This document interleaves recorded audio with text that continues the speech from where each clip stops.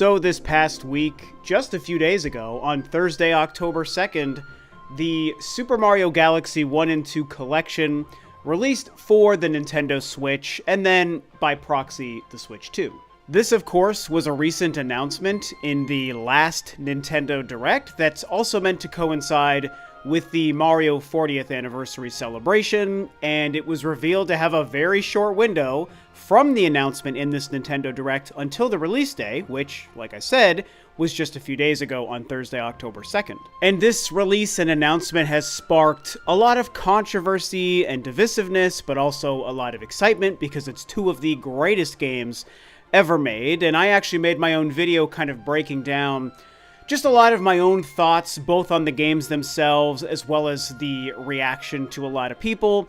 Obviously, the fact that they're just HD ports of the original games, with maybe some minor tweaks to the resolution and the textures, but the fact that they're also, in my opinion, pretty highly priced, and a lot of people feel the same way. So there was a lot to discuss, and I made a video kind of breaking down my thoughts, but I kind of want to move beyond that part of it and just talk about how these games, now that they're out, whether you've purchased them digitally or if you've purchased the physical collection or if you've abstained from getting them at all, with them being released, it's an interesting time for Mario and for Nintendo and for the Switch 2, and I think it's an interesting time for Metroid Prime. Now, it should be noted that I have ultimately decided not to buy either of these games or this collection for my Nintendo Switch 2, and it's worth noting because a lot of people have pointed this out, but I also see a lot of people maybe missing this or leaving this out of their conversations and their thoughts.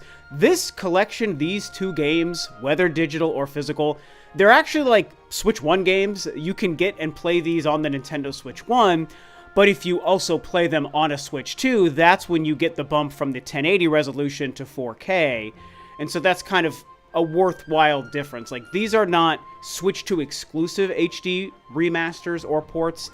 They are Switch 1 and Switch 2, so there is just that. So, like I said, I have decided to not pick them up. You know, I was on the fence, but leaning towards not purchasing them because I don't really agree with the $70 bundle price for the physical collection, which is the only way I would buy these, is physically, of course. And, you know, there's a few reasons, the price being one.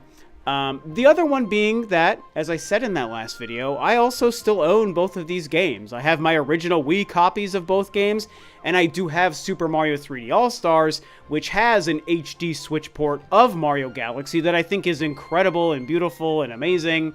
And the price of those games for All-Stars broke down to $20 a piece, whereas on the Switch and Switch 2 for these new releases, they're $40 a piece or $35 each if you buy them in the bundle, and even though they're two masterpieces, like I said, I just find it to be strange the way Nintendo chose to go this way with the pricing. And so for all of these reasons, even though I don't fault anyone who picked them up because you have two incredible games in HD, in 4K, and that's great, that's why I've decided not to buy them, because I already own them and I don't need to have them again.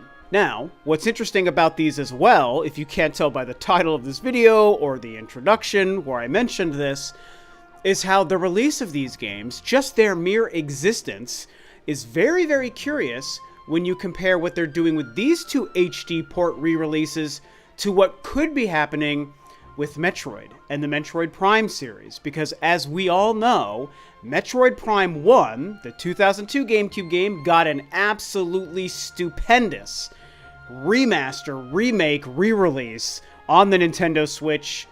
Was that 2 years ago? Was that February 2023? Holy smokes, that is insane. Time goes by way too fast.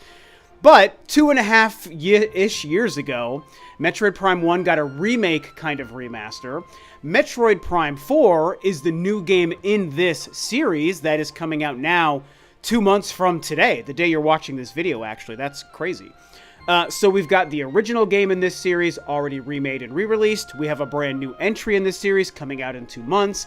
But there is an opportunity for the middle two chapters, Primes 2 and 3, to get their own version of an HD port, remaster, remake, re-release, something to the Switch and or Switch 2. Something, as we all know, we've been expecting and looking forward to for several years now, yet they have not materialized. And so this video and conversation is really to mention that I find it fascinating that with no hint of a new Super Mario Galaxy game like Galaxy 3, they still have decided to port again Mario Galaxy 1 and then make a new port of Mario Galaxy 2. So those two games, with no hint of a third game, are getting this really cool, fun HD 4K remaster kind of re-release. More like an HD port than a true remaster, I would say. Whereas, as I've already said, there is a new game in the Metroid Prime series coming very soon, which could provide the optimal time to re-release those two games, Primes 2 and 3, yet they're not showing up. And I find it curious, even though there are reasons why I also think it's kind of a good idea to not release those games yet and maybe wait. I actually made a whole video on this topic about why Metroid Prime 4 doesn't necessarily need Primes 2 and 3 to also get a re-release in order to support that game and get people hyped for it. I talked about it a few months ago, and the quick recap is that I actually think asking players, especially new players, to feel obligated to play through 3 pretty long and complicated games, if they're your first playthroughs, with Metroid Primes 1, 2, and 3, it would force new players to feel obligated to play through those games before buying or starting Metroid Prime 4. And I think that there's a benefit to just releasing Metroid Prime 4 out into the world. It's kind of really the beginning of a new story. Also, you don't really truly need the Samus and Dark Samus and Phazon and Metroid Prime thing conflict from those first 3 games to step into Prime 4, given that it seems to be a whole new conflict with a whole new enemy. So I think that Nintendo would run the risk of muddying the waters with a series as complicated as Metroid Prime by re-releasing those games beforehand. I actually think there's a strong case to be made that Primes 2 and 3 could be great candidates for re-releases after Metroid Prime 4 has been out for a while, and a lot of people, the new players in particular, have played through Metroid Prime 4, realized how amazing it is, and now they're curious to go back. They can already go back and play Metroid Prime 1 on the Switch and the Switch 2, but if they also then re-release 2 and 3 after Prime 4 has been out for like a year, I think there's a better chance of those games being successful, and there's a better chance of new players not feeling too intimidated before jumping into Prime 4. I don't know if that makes sense. Like I said, I made a whole 20-minute video about this, so I recommend you watch that. But I think it's an important element to consider in this whole topic. That being said, I do still want to bring up and double down on the idea that with the Mario Galaxy games getting their own HD ports, right? Again, nothing truly fancy.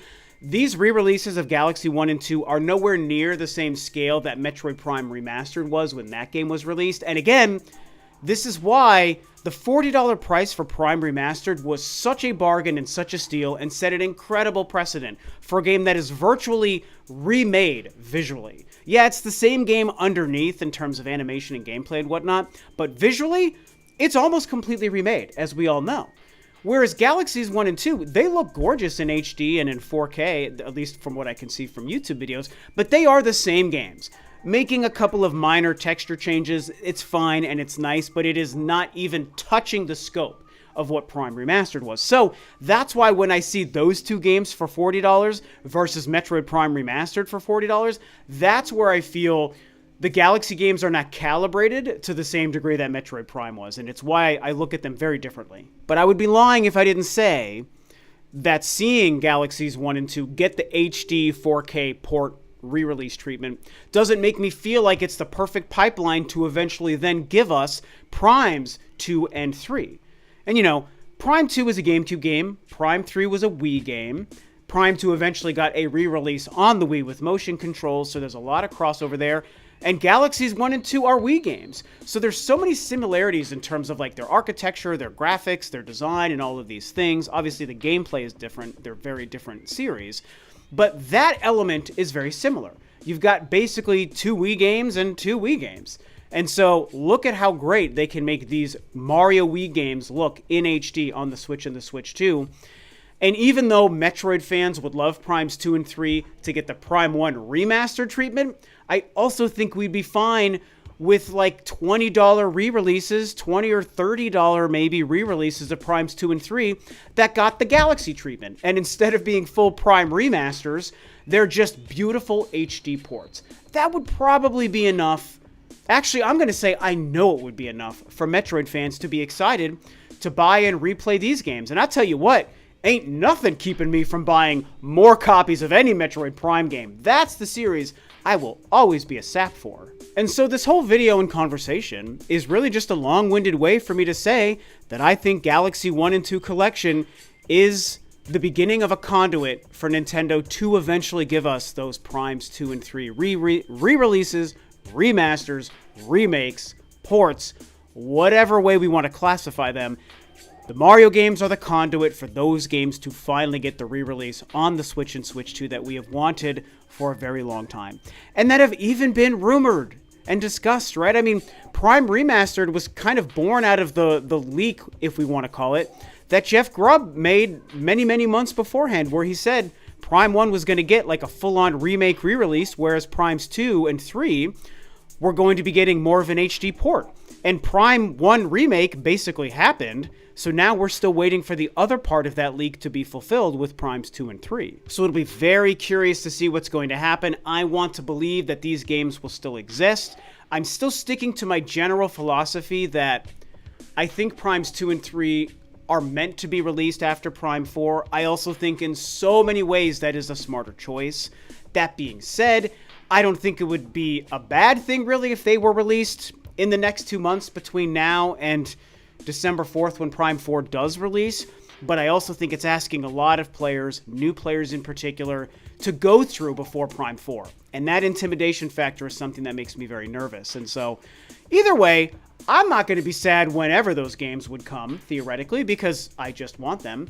I own every Metroid Prime game in multiple forms, on multiple platforms, and multiple copies, all physically. I will buy them again because that's what I do with Metroid. It's very important to me, as you guys, of course, know. And so, is there a correlation between these very interesting Galaxy 1 and 2 ports and re-releases when comparing them to what could happen with Primes 2 and 3? I want to believe so. It's not based on anything other than myself as a fan speculating and discussing and dissecting the idea. I've long since moved beyond the leak and the rumor talk. That's not what I do. I haven't heard anything. I just like talking about this stuff because it's fun, and that's what we like to do as game fans, is talk about this stuff. So tell me what you guys think. It'll be very interesting to see how you guys react to this idea and if you see a correlation, or maybe I'm just way off base and I'm just throwing stuff against the wall to see what sticks because I want more Metroid games on my Switch too, which is entirely possible, but I still believe that there's something there. So that's all I have for today. Thank you guys so much for watching and listening, and I'll see you next time.